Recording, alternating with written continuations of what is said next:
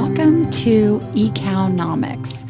eCOWnomics is a podcast designed to bring the concepts of economics into your everyday life. I am Angela Thurman, and I am an economics professor at Tarrant County College. And I am here with my sidekick, Austin Haynes. So, Austin, tell us what you do at Tarrant County.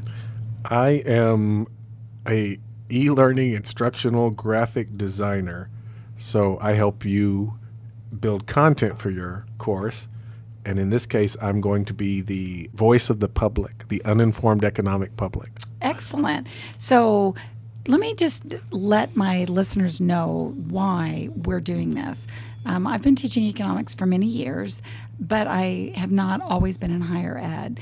I used to be in sales, and before that I was in banking. So I've been in several different businesses. And what I've found is that a lot of people are intimidated by and confused by economics because it's got a lot of big words and terms that seem very confusing, and a lot of people think, what does this have to do with me? You know, this is just a class that I have to get through, right? And my answer is no. Economics affects every single decision that you will make literally every minute of the day. And that's what this podcast is about. What we're going to do is we're going to take economic terms and concepts, and we're also going to bring financial terms in also. So there's going to be a financial literacy portion of the podcast as well. And we also are completely open to taking suggestions from you, our listeners.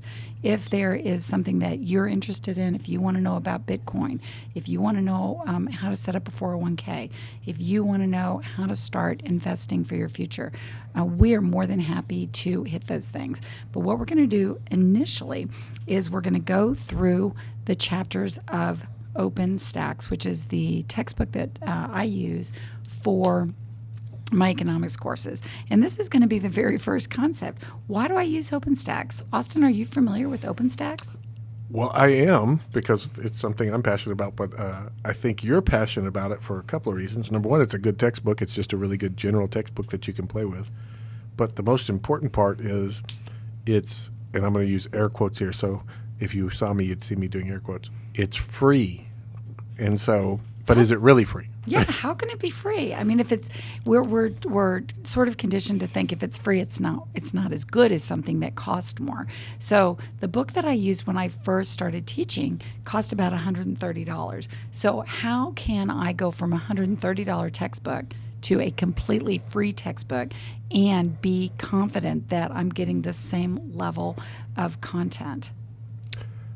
In the case of OpenStax, who works in conjunction with Rice University in Houston, Texas, I want to say partially out of the goodness of their heart, because educators tend to be givers and they like to share, educators over the course of time have compiled a book that they like to share with their students, so it waylays the cost, and the information is free in the sense that you can get a free copy of this online as a PDF, and I think you can buy a copy for about $35. Correct. I think on Amazon, and you can just have it sent to you. Right. Or you can contact OpenStax directly and buy it directly from them. And if you're going to do that, I would love for you to do that, because if you want a hard copy of the book, it'd be great to give these people the money, because normally an economics book, as you mentioned, would be $150.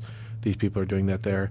But if you're just a purveyor of the PDF and you read digitally, I think that they totally endorse that. Yeah, you download it. So that right there, that's an economic decision that And there's a link, sorry. Yeah. There's a link inside of your course. I just want to make sure. Yes, there is. There's a link in my course to go directly to. So you don't have to, this is not hidden like right. You're doing this. This is an academically, intellectually vetted, information literate book. I want to stress that. I think that's part of what you were talking about. I'm sorry. Yeah. I didn't want to interrupt there. So micro and macro. So if you're in either one of those classes, I'm using the second edition of both of those texts. So that was an economic decision that I made for you, because I know that a lot of my students are financially strapped. They're working 1, 2, maybe 3 jobs. A lot of people have families that they're supporting. They're working and they're going to school. And I am passionate about education. I think education is the way to lift people up to a higher standard of living. And if there's anything that I can do to make it more accessible and more affordable, then I'm going to do that. So basically, what I did is made the economic decision. If I could take a class that typically cost $130 to $150 and bring the cost down to under $50, and just so you know, my ultimate goal is to make it completely free for my students, then why would I not do that? And so that is my gift to you. So if you're in this class and you're saying, where's the text? That's where the text is. It lives online and you can download it in a PDF. So that is just one example of something that is economically based, a decision that I made that affects not only me, but it also affects all of my students. And we'll get to this, but that's called a spillover benefit. So all of you guys are benefiting secondhand from a decision that I made. So that is an economic decision that had positive spillover benefits. So boom, right there. And then there's probably a converse thing, because it's also affecting the people who are not getting their book bought. And there's probably an economic term for that. That would be a negative spillover effect. So we'll talk about that more. And that also brings up an important concept. What we're going to be doing, the way that this podcast is going to be designed, is we're going to be hitting some chapters in the book. So for today, we're going to hit chapters 1 and 2. So we're going to go over some terms that are defined. And then every time we use that term in conversation, you're going to hear this sound. That's the cowbell. eCOWnomics. So that is a nod to the history of Fort Worth, Texas. Since we are based in Tarrant County, we are based in Fort Worth, and it is called Cowtown. So that's why we came up with eCOWnomics. So we're going to be defining these terms, and then we're going to use them, and we're going to relate all of the terms and concepts to real life situation. So we're going to be taking something that may seem confusing, and we're going to break it down, and we're going to show you how not only it makes sense, but you already use these terms and these concepts without realizing it. So let's just jump right in and go over some terms from chapters 1 and 2. All right. So first, what is economics? What does economics mean? If I said, Austin, what does economics mean to you? Well, according to the book, it's the study of how humans make decisions in the face of scarcity. These can be individual decisions, family decisions, business decisions, or societal decisions. That is true. So economics is a social science, and it's all about how we make decisions based on scarce resources. So what does scarce mean? What is scarcity? There's not a lot of it around, but I think we probably want to do the definition from the book, correct? Yes. So scarcity, according to the book, means that humans want for goods, services, and resources exceed what is available. That's exactly right. So anything that is scarce is something that exist in lesser amounts than what you have. So think about anything that you would want more of. And obviously the first thing that people usually think of is money, right? Money is scarce. If it were not scarce, then I would not have to make choices, right? If I had Correct. all the money that I wanted, I could buy the best car and the best house and the best clothes and all of that. I wouldn't have to make decisions. And I wish 4 Marvel movies came out a year, so they're scarce too. There's only usually 2 or 3. Okay. So using scarcity there, just to say it could be part of your societal life or Yes, your it everyday could life. be. It could be. So some people, since it is scarce, some people may choose to sort of hold those in reserve. You don't want to go see them all in one big, huge, Marvel extravaganza. Something else that's scarce is time.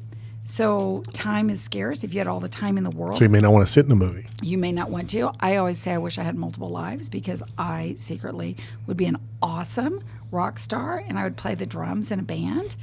But unfortunately, I'm not gifted that way. But if I had all the time in the world, I could be. Yes. I could be, right? So time is scarce. Money is scarce. Can you think of anything else that might be scarce? Food is scarce. Food is scarce. Health care Is scarce. is scarce. So because of scarcity, we are forced to make decisions. Every person has to make a decision. Every society makes decisions on how we're going to use these scarce So resources. persons make economic decisions, and then societies and cities and countries and stuff make Exactly. decisions. So that's the difference between what? Micro and macro. So if we talk about macro, you think about big, right? Micro is small. You're looking through a microscope or a microcosm. So when we talk about macro, we're going to be looking at the economy as a whole. We're going to be looking at decisions that affect large groups of people, like unemployment, like the GDP. We're going to look at inflation. We're going to look at government deficits, and we're going to look at imports and exports. Those are all macro decisions as opposed to micro. So what's micro? So micro focuses on the actions of individual agents within the economy, like households, workers, and businesses. That's true. Now, to make it maybe more complicated, but to explain how something could be both micro and macro. So if the world is macro, then the United States could be micro, right? Correct. If the United States is macro, then Texas could be micro. Yes. If Texas is macro, then Fort Worth could be micro. If Fort Worth is macro, then 76102 zip code could be micro. So think about that. In this class, we're going to be using the more traditional definitions, which we said, but be aware that anything can be broken down into a smaller unit. Therefore, almost anything can be macro and anything can be micro. Yes. All right. So micro and macro, and then we're going to be talking about different types of economies. So there's traditional economy, there is the command economy, and there's the market economy. Why did I leave out communist? How many, let me ask you, Austin, in the history of the world, how many communist economies have there been? I know the answer is 0. So, it's a trick question. It is. How? No, but what about like, when Russia was USSR, that was the communist Russia, right? Or what about China? Communist China. What about North Korea? Are those not communist countries? It's right there in their name. And this is why I'm here, because I think that Angela's alluding to and talking directly to something that we take for granted, that we think we know, and we don't really know the truth of it. That is true. And this is also going to bring up something that we'll talk about again and again. And this is, maybe you've heard it called spin, right? If you hear something on the news, if you read it in the paper, if you see it on TV, and it is spun a certain way, if I say something with such certainty, you think, because I've said it on national TV, or because it's written in the paper, that or it's said true, in a podcast, or said it in a podcast, or said it in a presidential debate, that it's got to be true, right? I want every single person listening to this, if you take nothing else away from my class, I want you to walk away being a questioner. I want you to question everything. You question what I say, you question what Austin says, you question what you read, what you hear. Everything you have to question, you have to make your own decisions. So that's the whole deal. Communist China. Is China a communist country? No, it isn't. So we're going to take just so we're going to go through these. So a traditional economy. What's a traditional economy? Well, the traditional economy is the oldest economic system, according to the book, and it can be found in Asia, Africa, and South America. And when you hear the word traditionally, I would imagine most students would think that means the regular economy that they live in. But it's a traditional economies organize their economic affairs the way they have always done, i.e. tradition, meaning my great-grandfather did it that way, my great-grandfather did it that way, so in the 1700s they were doing it this way. Right. Occupations stay in the family. Most families are farmers who grow the crops that they have always grown using traditional methods. What you produce is what you consume, meaning I grew it so I ate it, or I hunted it, I therefore got it. Because things are driven by tradition, there is little economic progress or development. These economies tend not to develop and often linger, have poor education, poor health care. These economies often stagnate, meaning stays the same, because these traditions impede the development of new market share and economic growth. Okay, so traditional economies typically are found in Asia, Africa, and South America. So, for example, some traditions are great, right? Christmas. We have tamales and chili at my house on Christmas Eve. That's a great tradition. I look forward to that tradition. But what about countries where the tradition is that the woman is not allowed to work? That's a horrible tradition. If I said it a different way and I said, What about an economy where 50% of the population is not allowed to contribute to the economy? That's still a horrible way to That is a say horrible it. way. So, but that's a tradition, Exactly. right? And people say, well, that's the way it's always been. We like our women to be barefoot and pregnant. That is, you're keeping a full 50% of the potential workforce out of that workforce. And I will tell you that economies that rely on outdated traditions like that will never flourish. They will never prosper. So a lot of these traditional economies are being hurt. They're being held back by the traditions that they follow. Yes, if our tradition was to throw young teenage girls into the volcano to appease the gods, we would run out of young teenage girls eventually. Yes, we would. And which would be horrible for young teenage boys, but would not promote much growth. That is exactly right. So traditional economies, we're not going to spend a lot of time on them, but just be aware of what they are. So then we come to what's called the command economies. So a command economy, and I'm going to take one step back and we're going to talk about the economic questions that every society is forced to answer. Those questions are, what are we going to produce? How are we going to produce it, and who gets to consume it? So what to produce is, are we going to produce oil, or are we going to produce, weapons of mass destruction? Or iPhones. Or iPhones, right. What are we going to produce? And then the second question is, how are we going to produce those? Understanding that if we choose to produce iPhones, then all of the resources that go into production of an iPhone will now not be available to produce other things. All right, so we're using scarce resources. Is that the best use of those resources? So what are we going to produce? How are we going to produce that? And then the third thing is, who gets to consume it? Are we going to be a market-driven society where if you have the money, then you get to buy the product? Or are we going to say, well, as a society, we think that some things are so precious and so valuable that we would like the government to allocate some of those resources, right? So those are societal decisions, and every society makes those. So now we're going to go back and we're going to talk about the command economy. So a command economy is where the decisions on what to produce, how to produce it, and who gets to consume it are made by a central governing or planning board. All right. Typically, in a command economy, the resources or the factors of production, which are land, labor, capital, and entrepreneurial skills, are controlled by the government. And like natural resources also, correct? Well, that's land. So okay. Land is considered a land and gifts of nature. So if we say natural resources, we're talking about land. And if we correct. say land, we're talking about natural resources. Yeah. Exactly. So if you're a student, note that. Yeah, land is all of that. Because stuff grows out of the land. That's true. And labor would be both mental and physical. And capital is anything that is used, an input that is used to produce an output. So, for example, if I ran a bakery, I would need a building, I would need ovens, I would need, I'd bring in labor, but I'd also probably have to take out a loan.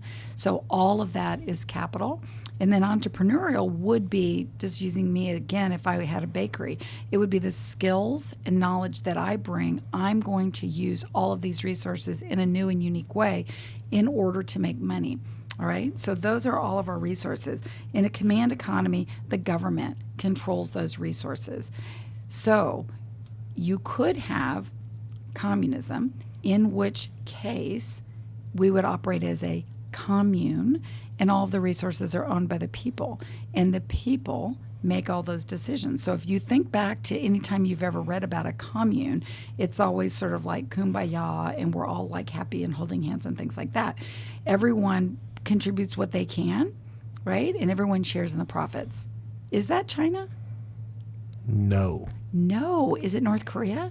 No. No. Is it even Cuba? No. No. So those are not It's communist. not Mother Russia either. It's not Mother Russia either. So there is the in-between step. So when Karl Marx wrote the Communist Manifesto, it was in a time when people did not control their own labor. So, and that was actually, both of us probably had relatives in the old country, whichever country that was. And one of the reasons they came to the United States is because they were dirt poor, right? They didn't have anything, and so they didn't even control their own labor. And Karl Marx saw this, and he said that that's just not right. Those people will never be able to get ahead because they don't have any factors of production. They don't have any resources. So his plan was that all of the resources would be combined and the government would take control of them all right? And it would be a little chaotic at first, but eventually it would calm down. And once everything calmed down, those resources would be given to the people collectively.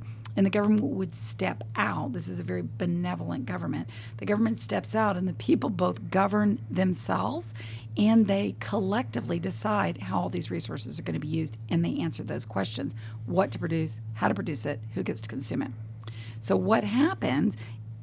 Well, let me ask you this. What do you think happens when the government, any government, including our own, has control of everything? What is their incentive to go that next step and say, well, this was fun, but now we're going to turn everything over to the people and we're going to just step back and be regular citizens again? I think it would be like if I had two dogs. Yes. And I had two hot dogs, and I was going to give both of the dogs a hot dog. But I took the hot dogs and I put them in one dog's mouth, and I said, oh, yeah, he'll share. That's a very good analogy. And then you looked at him and you said, Rover, share, cough up that hot dog. It's not going to happen. No. Right. And inevitably somebody's going to come home from work and go, I'm overseeing the distribution of all this stuff, and I'm overseeing everything, and I had a really stressful day at work. Therefore, I deserve more than the people who I'm distributing. Exactly. So that's the difference between socialism and communism. So when you hear about a country that's communist, it's not. It's socialist. Communism in its most pure form is a great idea. It is. That we all what's the saying? To each by his abilities, to all by their needs. Right. That's a great concept. Unfortunately, human nature is there. It's a more nuanced conversation. Even if you think about, I want everyone that's listening to think about when they were in high school or college and you were put in a group project, which this is exactly why I never do group projects. In my opinion, if you have a group project, you always have a leader, you have a loser, and then you have the people that do the work. Right? Yes. So the leader is the person that gets very frustrated and says, oh my gosh, you guys, this is due next week and we haven't done anything. I'm going to take control and I'm going to just divvy up the jobs. The loser is the one that doesn't do anything because they know that everyone else is going to do it, and they're going to pick up that loser's slack because no one wants to fail, right? And it usually is the people in the middle that do all the work. Yes. Okay. Or you could say the winner is the one who doesn't do any work because they got out without doing any work. But yes, what you're saying is some do the work and some don't. And some don't. And they just ride on the coattails of others. So are you making a commitment to your students here that you're not going to do any group assignments? I don't do group assignments. There you go. No, That's why I wanted to get that commitment for y'all. There you go. As just representing y'all, I want to get that commitment that there's not going to be any group assignments. Which brings me to one of my favorite quotes about group assignments, which is, when I die, I hope all the people I work with on group assignments lower me into my grave so they can let me down one last time. I like that. No, you guys are all on your own. So that's a command economy. But you can work together. Yeah, you can work together if you know each other. The second thing is the market economy. So the command economy is when all of the decisions are made by a governing board and all the resources are controlled by a governing board. So like North Korea is a command economy. Right. A market economy is when all of the decision making is decentralized and the market is what makes the decisions, and buyers and sellers all have privately owned goods that they are exchanging, and the market tells them the information they need to exchange it, which means the market is setting the price. Okay? So the very best and the most pure example is the floor of a stock market. So if anyone's ever seen Wall Street or any of the types of movies where there's all the people on the floor of the stock market, and around the top of the room there's a ticker tape that runs all the way around, and it is giving you instant updates on what the purchase price is, the sell price and the buy price of 1,000 different stocks. And the people are on the floor are either buying or selling, all right? So everybody is buying or selling similar goods and services, right? And we're all looking up there at that ticker symbol, and we're getting the information from the market. And I'm selling, for example, Cisco stock. I have a sale in my hand, $50.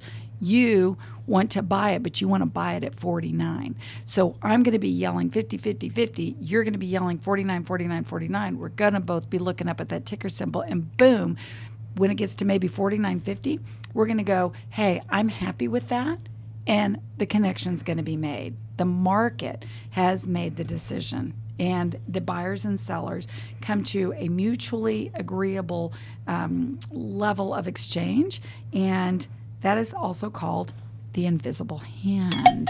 So the invisible hand is a concept that Adam Smith came up with, basically meaning if buyers and sellers both act in their best interest, then the market will create an equitable solution. That's the invisible hand. So that's going to be the difference between command and market. But I would like to point out, can there be elements of both in an economy?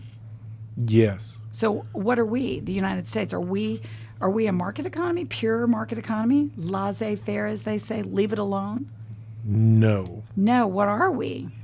We're a amalgamation of both. We call that a mixed economy. So yes, we are a mixed economy. So can you think of anything that the government is allowed by the people to allocate? What does the government handle? The roads? Okay, well, the government does handle the roads, but is there and that is actually, that's a really good one. You're allowed to drive on the roads whether you pay taxes or not. No one is standing at the on ramp, flagging you down, going, hey, you didn't pay your taxes, right? And then the other part of that is there are places where you can drive in and you do have to pay. What are they? Tollways. Tollways, and those are owned by? Those are owned by private enterprise, exactly. So in that case, you are paying the extra amount for the privilege of driving on a road and with convenience, less traffic. correct? Yeah. Convenience fees get you a lot in an economy if you're not That careful. is true. What about education? The education would be the government has control of it, and there's also private institutions who have control of it. But why would I be willing to pay for someone else's child to go to K through 12 school? And I think the answer to that is the economy as a whole is better off, because if you're educated and I'm educated, then we have a collaborative experience. We are able to interact with each other. Right. And it is more cost effective to do that. Exactly. What about medicine? Does that say, why would I be willing to pay for other people to get, for example, vaccinated? Because you don't want to get sick. That's exactly right. That is exactly right. And that also explains, a lot of times I'll get students and they'll say, why do we spend so much money on foreign aid? Why do we care what happens in the other countries? And I'll just point you to the Ebola crisis, right? It's all fine when there's diseases in somewhere that you're never going to go until someone with that disease gets on a plane and brings it back here, yes. Right? Or if we have assets, for example, if you're in the military, you're shaking your head right now saying, I go to those places, I see those diseases, I wish those diseases were eradicated. So it is better for everyone if we can make it so that every country is healthy, is educated, has a good water system, right? So these are the reasons why the United States and other industrialized countries are willing to spend money on bringing other economies sort of up to a certain level. Because we are an economy called a free market economy. We are a free market economy. And so we are a mixed market economy. Yep. In that we're not 100% free. There are some choices that are given to us True. at the cost of taxpayers. So whenever the taxes are coming out of your check on a weekly basis or a monthly basis. That is true. That is part of what it's doing. But it is in your best interest to pay some of those taxes, even though I agree, I think the taxes should be lower. But I think that we need as a society to pay those taxes, because I don't want to drive here on dirt roads. I don't want my ambulances coming to help people who are in need on dirt roads. I don't want every time there's a rainstorm that I have to figure out a new way to get to work from then on out, because that road is now gone because it got washed out. All right, that brings up the concept of something called opportunity cost. A lot of students have trouble with this, so I want to lay it out in a way that's opportunity cost, with the cowbell going off, is according to the book. I'm just reading the book so that students have opportunity. Opportunity cost: what must be given up in order to obtain something that is desired. Yes. So here's the thing, though. We have hundreds of choices, right? But when we talk about opportunity cost, we're going to talk about the next best thing. So it's not every other thing. For example, if we decided, if I ask you, if I told you, Austin, I've got a choice for 3 things that you can do this weekend. I know that, you and I talk a lot about Marvel movies. We both really like the Avengers and all this different kind of stuff. So that's choice number 1. You go to the Marvel movie. Number 2 is you could stay home with your family. And number 3 is that you guys could go out to eat somewhere. All right. So of those 3 choices, what would be your number 2? Your number 1, I'm sorry. I'll go to the Marvel movie with my family. Okay. All right. So I think you mentioned we might even take this a different direction. Did you tell me that you had a choice when you bought these tickets, that there were some different time choices? I did. There is a Marvel movie coming out next week. Okay. I will say it's 4th of July weekend because we can say that. And if people are listening to this podcast next year, there's always a Marvel movie coming out at 4th of July. I won't say what Marvel movie is coming out, but it has a spider and a man in it. Okay. But anyways, so that way next year, if you listen to it, you probably more than likely has a Spider-Man in it too. And it's coming out on the 4th of July weekend. Okay. Or 4th of July, and 4th of July is happening in the middle of the week, actually, this All year. right. So what were your choices? If you go the day of the movie opens, which it's opening on a Wednesday night, you can go at 7 o'clock in the evening, and you can see the exact same movie that you could see the next day. But the difference is, whenever I went to get tickets, was the tickets at 7 o'clock at night are $8.50 more than the tickets the next morning at $11. Okay. So let's just do it this way now. You want to go to see the Marvel movie. Your choices are to see it on the opening day, which is super exciting, and you could put on your Spider-Man outfit, and you could wait with all the other Spider-Man people, and it'd be exciting because you'd be talking about stuff, and which one did you like best, and what do you think is going to happen? And that's really exciting, and there's just going to be that energy in the theater. That's going to be exciting. Or you go the next day, literally the next day, and you're going to see the exact same movie. You're probably not going to wear your outfit, but you could. And it won't be as crowded. It won't be as crowded. It's not going to be late at night. So you're going to be able to get up. You get to anticipate it. Exactly. Right? And the night one, I would be going right after I got off work. So you would be maybe tired, maybe a little cranky. But I would see it first. Okay, so the opportunity here, you have the opportunity to see it opening day, and I'm just going to use a round number. It costs $50. The next day, and it's going to cost $25. What did you choose? I chose the 25. So by choosing the 25, what was the opportunity cost? Meaning, what did you give up in order to go the next day? I don't get to see it first, so I'm not one of the first people in the country to see it. Okay. Which is a thing.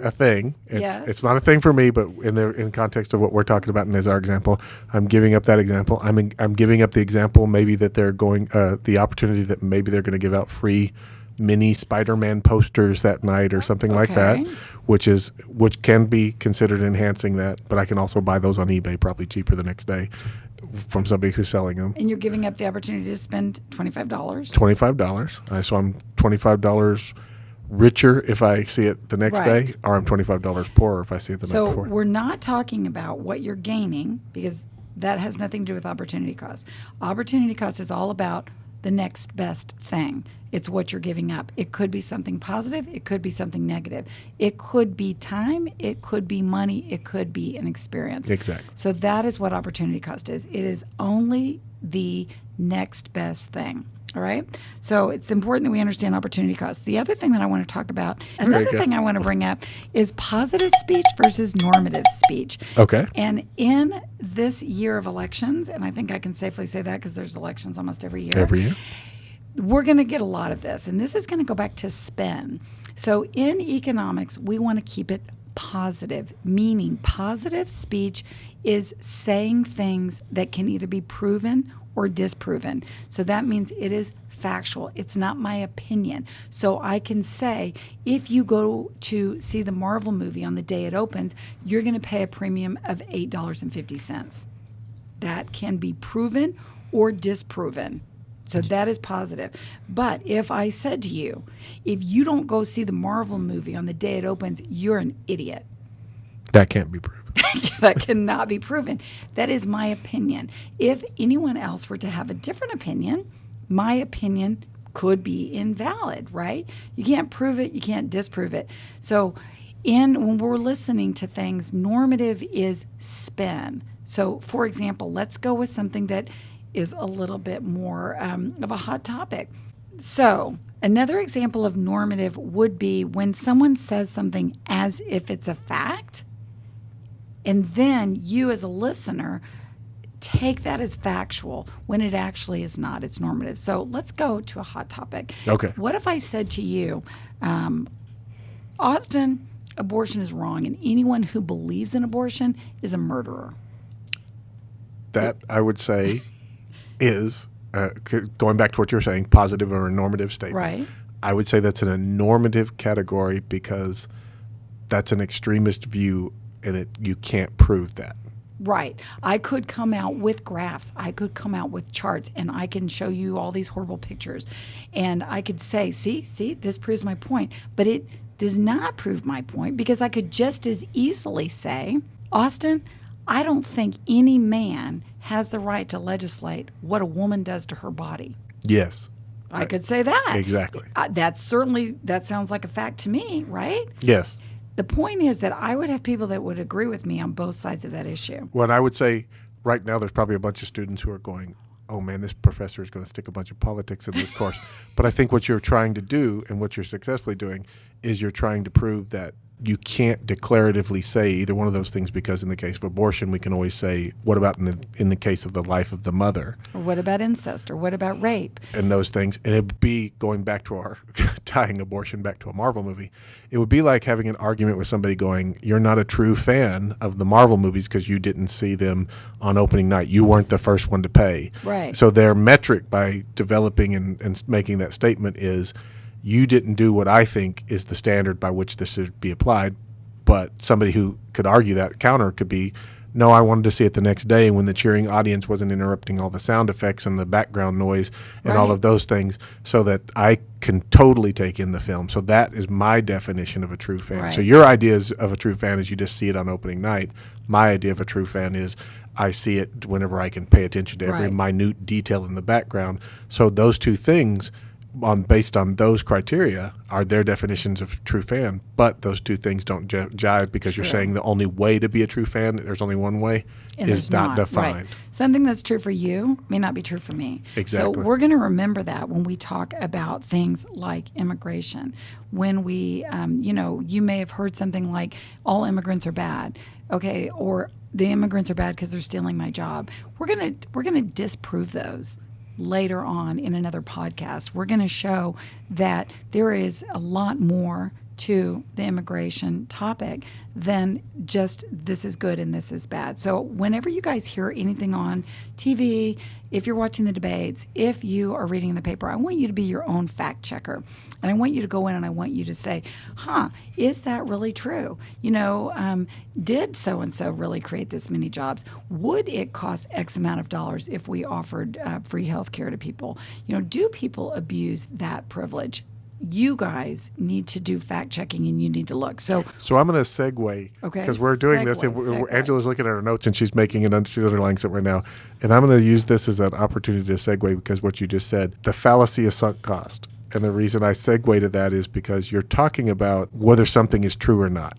Right. And when we talk about those things, we need to define what's true, what we're using as the metric for deciding what's true, or how we're saying this thing is true. Like, if I say that Mickey Mouse has 2 round ears, I can point to thousands of images of Mickey Mouse where there is evidence that Mickey Mouse has 2. It can be proven or disproven. That is correct. Yes. And the fallacy of sunk costs is an emotional thing, and sometimes we think things are true. And they're not. And they're not. And so that's why, and you always give a really fun example of fallacy of sunk costs in talking and extending your idea that economic theory is not just about money. Right. So your example of that I think is funny of fallacy of sunk cost, I'm going to ask you to talk to the students about that now, because a lot of y'all are young, and Angela's going to extend economic theory into your dating life now. So yes, let him rip, Angela. Okay, So when we talk about the fallacy of sunk costs are costs that are incurred in the past and cannot be recovered. Since they are totally non-recoverable, then it should not affect your current decision. All right. So people think about this and they just like, oh, I don't even know what that means, or that's talking about money. But let's talk about your dating life. All right. So first of all, realize that you did look at opportunity cost when you chose your current mate or a past mate, because you said, well, I could either date this guy or I could date that guy. And I choose this guy because of whatever reasons, right? I could date the captain of the football team or the captain of the chess club. Right. And long term, now with all my years of experience, I would say chess club. But anyway, looks go, but brains don't go. But let's just say that you're in a relationship with a guy or a girl and you have been dating them for several years. You've got a lot of experience with them. You guys have so many memories, right? And you went to prom and, oh, you went to the lake and, they were with you when your dog Duffy died. And you just have all these. They bought you that ice cream that time at the zoo. They did. But you now are going to college and you're meeting other people, people that seem more mature, more intelligent, more suited to you emotionally.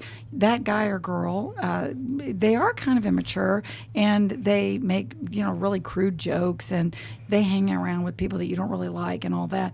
But yet you say to yourself, I've been dating Jimbo for 3 years. Or Janebo. Jimbo or Janebo. We've been dating for 3 years. If I were breaking up now, this is like I would have to start all over again with somebody else. We've got all that history. And now I really don't feel the same way about Jimbo as I used to. In fact, it kind of makes my skin crawl when he But you have thing. been with Jimbo or Janebo for a long time. I have been, right? And if I take that into account, I am falling into the fallacy of sunk cost. And the sunk cost being what? The time that has gone by, I can never get that back. I can never get that But if back. you give more time, won't they get better? Throwing good money after bad is what that is. But they're going to change. No, they're They're not. going to change, They're Angela. not. They're not going to change. So what I need to do is I need to say, Jimbo, it's been real and it's been fun. But you know what? It's not you, it's me. And it's time for me to move on. And then you go, see ya. And you run away very quickly. That's what you do. Exactly. So the fallacy of sunk cost is kind of an emotional thing. You kind of you're making an economic decision emotionally. Yes. And the reason I wanted to segue to that was because I don't want students to think, and I don't want you to think that Angela's just introducing abortion here because she's got some political agenda that she's trying to do. But You're we're really college hung up students. on that. But we're college students, and we're going to talk about subjects sometimes that are out there that we should talk about. That are mature. But we shouldn't bring emotion to them. That's exactly And that's right. exactly. And so Yep. the sunk cost for a student right now would be, I'm not going to pay attention anymore because I think this instructor has an agenda. No agenda. No agenda. She's just talking about things that are out there that are talked about that often get entangled with emotions, and you don't make a decision based on emotions. True. You make a decision based on facts and That is information. exactly true. That is exactly true. I mean, if you guys even wanted me to, I'm not going to do it now because it would really freak Austin out. But I could even do a trade-off analysis of how people choose religion. But we're not going to go there today. Austin will be fine. Okay. I just know radio's turning off all of I know. So we've gone over a lot of these topics. I do want to bring in budget constraint because we're going to be talking about budget constraints when we talk about the PPF in Chapter 2, which is the Production Possibilities Frontier. The PPF is basically a budget constraint for a government. And we're going to talk about that, but it's basically the exact same thing as a budget constraint for an individual or a family. So when we talk about that, a budget constraint just means that you need to live within your budget. You have a certain amount of inflow, and you have to choose your outflow based on your inflow, or you will be in debt. Then we're going to talk about trade-offs. So trade-offs tie in with opportunity cost. Trade-offs are simply the fact that to get more of good A, you will have to give up some of good B. And I'm just saying good A and good B as an illustrative point. A better example for you might be when we go back to a budget constraint. If you, for example, have a car and an apartment and you'd like to entertain yourself every once in a while by going out, if you want to entertain yourself more often, then you maybe are going to have to get a cheaper apartment. If you want to drive a really hot car, then maybe you don't get to go out as much. So those are trade-offs, all right? So whenever you want to buy something, that basically means you're going to not be able to buy something else. So we're going to be looking at trade-offs. We're going to be looking at opportunity cost, and that's all going to go into graphing when we get into graphing.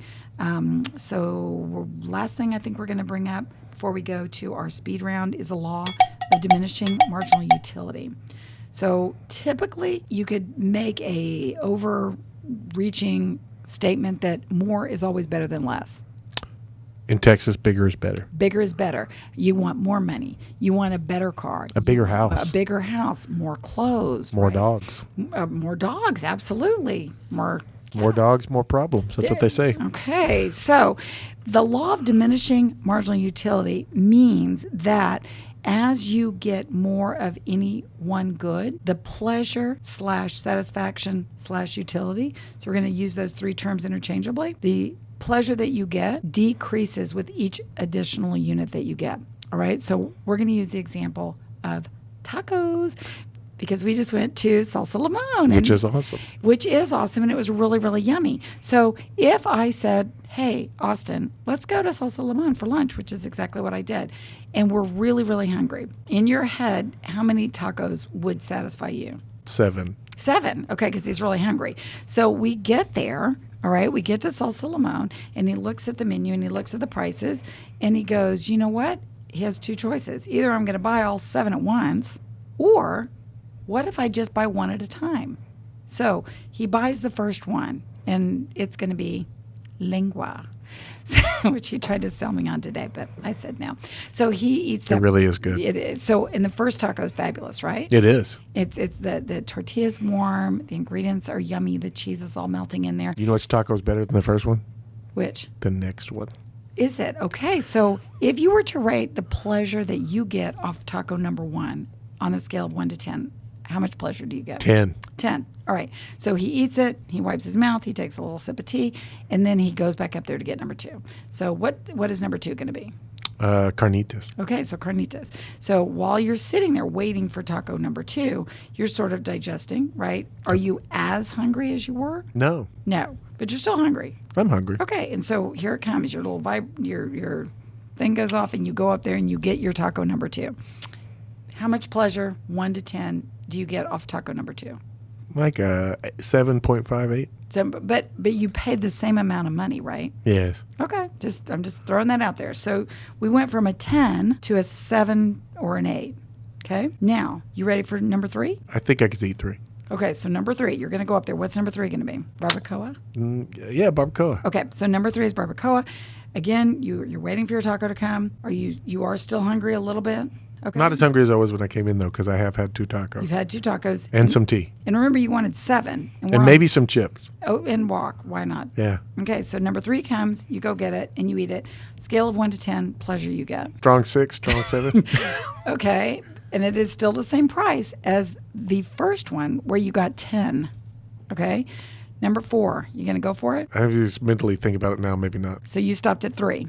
Yeah. And with every... I was going to have 7. That's sad. Okay, and we're going to touch on that. With every additional taco, you received less pleasure, less satisfaction. But I was paying the same price. You were paying the same price. Let me ask you this. If you went up there and they said you want number 4 and you said no, and they said, what if I gave it to you for half price? Would you buy it? I'd be tempted.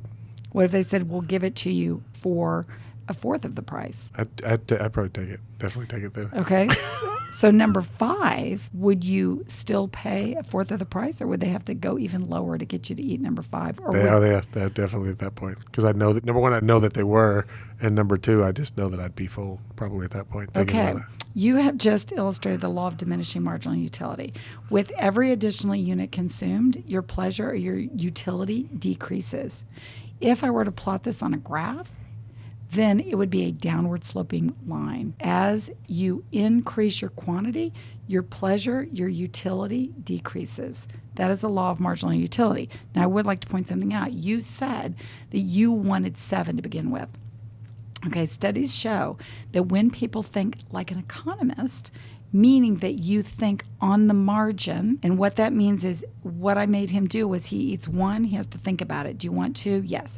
He eats 2, then he has to think about it. Do you want 3? Yes. So on and so forth. He's thinking on the margin in increments of 1.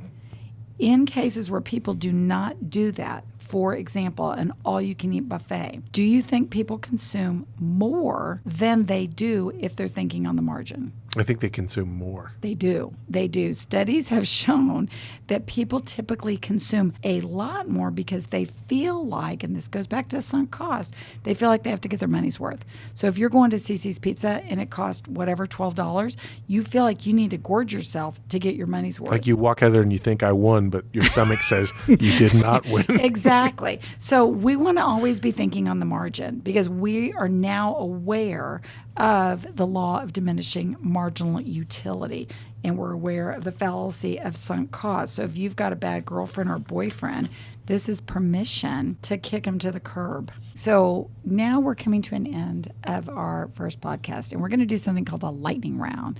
So that lightning that you hear, that signifies that we're almost at an end. And the cow stampeding, right? In the cow, that was actually me then. Oh, that's so worse. going back to today's discussions, what fallacies in thinking have we learned about, and how can we apply it to real life? One, how many times have you heard, if you do what you love, the money will follow, or you can do whatever you set your mind to it, right? You can be anything. Your parents have told you that. Yes. You could grow up and be president of the United States of America, or an NBA star, Okay, how likely is that? Can you, or Spider-Man. Okay, I'm sad to have to be the one to tell you guys, you really can't be anything because each person there, you have a unique set of skills and talents. What you can do is you can take your talents And develop them. and you can develop them. And that is called using your comparative advantage. And we'll be talking about that when we talk about trade. So think about what you can do. For example, I can talk to anybody. So I'm doing podcast and I'm a teacher. And you Austin- came from sales. You came from a sales background. Yeah, and I came from a sales background. Austin is super artistic. So he develops things. He designs things. He draws and plans things. So I want you guys to think about what it is that you are good at innately, and that's what you need to focus on. So don't believe these fallacies of people telling you have to do this or you have to do that to be successful. So that's one. And the other thing is I don't want you to believe the fallacy that economics is difficult, because it isn't. It's the easiest thing around because it's taking things that you do every single day and we're just putting them in different words and different concepts. We're applying an academic mindset to Yes. it. There are actual words out there that mean I'm throwing good money after bad, which is something your mom may say, but there's actually an academic term for that, and it's the fallacy of Sunk cost? fallacy of sunk cost. Fallacy of Throwing sunk good cost. money after bad is Don't do that. Exactly. Don't do that. And we've already talked about normative versus positive. So normative can be not proven. normative is the basic way to remember that is if anyone else could possibly have another point of view, it's normative. Yeah. Spider-Man is the best superhero in the world. Is that true or false? Not for me. Not for me. Is it normative or positive? That's normative. Okay. That's normative. If I said, though, that Thor is the best-looking superhero, that might be positive. Oh, no, Black Widow's best looking superhero. All right, see? That just goes to show you. So, also we want to talk about normative versus positive when we talk about you and doing well in this course. So, I'm going to tell you how you can get an A. The course is set up for you to succeed. I want you to succeed. I don't have a bell curve. I don't feel like I have to have some people fail. If everybody made an A, I would be deliriously happy.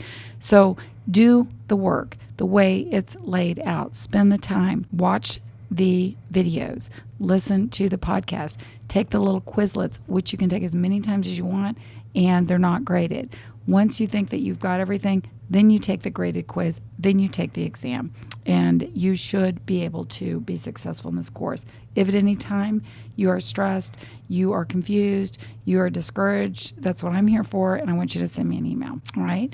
Then we're also going to be talking in this podcast and another podcast about what business skills apply to today's discussion, all right? So today, I want you to think about what you have your skills in. What is your comparative advantage? And you're going to develop that, and then you're going to take that into business and which doesn't necessarily mean like the business world. You might be a plumber, you might be an electrician, you might decide to be a Cisco technologist, you might want to be an educator, you might want to be an admin, whatever it is that you want to be. Or reflecting back on today's content, if you live and exist and work in a traditional economic environment, like your father owns a restaurant or your mom owns a restaurant and you work in the restaurant, there's nothing wrong with that. That just means that you're a restaurateur because that's part of your family business. That doesn't mean that traditional economic theory applied in there for you is a bad thing. True. So that's a way for students to use this podcast Yeah. to think about their daily activity and ingrain this into their life, which is kind of your intent with this podcast. You want them to listen to this podcast in support of what they're reading in the chapters. Yes. So normative and positive, when you go to the grocery store and you're picking up peanut butter, a jar of Jif and a jar of Skippy, and it says on the front of the Peter Pan or Skippy that this is the best peanut butter in the world. Normative. Yeah, normative. So that's a normative statement. Yes, that is a normative statement. Students can carry what you're doing here right back into their life. Yeah. So it's not some abstract right. idea. And trade-offs.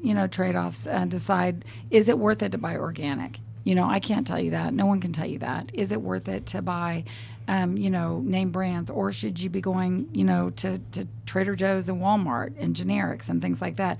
These are economic decisions. So, and the decision's going to be different for each person. And is it a trade-off to stay in your job and not continue in school, or is it a better idea economically to get a degree? We're going to talk about that, and we're going to put some numbers with that so that you can see. And then also... That's to entice you to listen to the next that's entice you. So I know we just have so many things, but I think we're going to close today, and we're going to come back with podcast number 2, in which we're going to be going into chapter 2 of the OpenStax book. So once again, thanks for listening. And please email Angela comments about this in comments. Let her know what you like, what you don't like. Yes. Things that you'd love to talk about. Just email that to the instructor, and that way she'll get your feedback, and we'll be able to ingrain those in the future podcast. All right. So this is Angela Thurman and Austin Haynes signing off. Thank you. Thanks. Bye.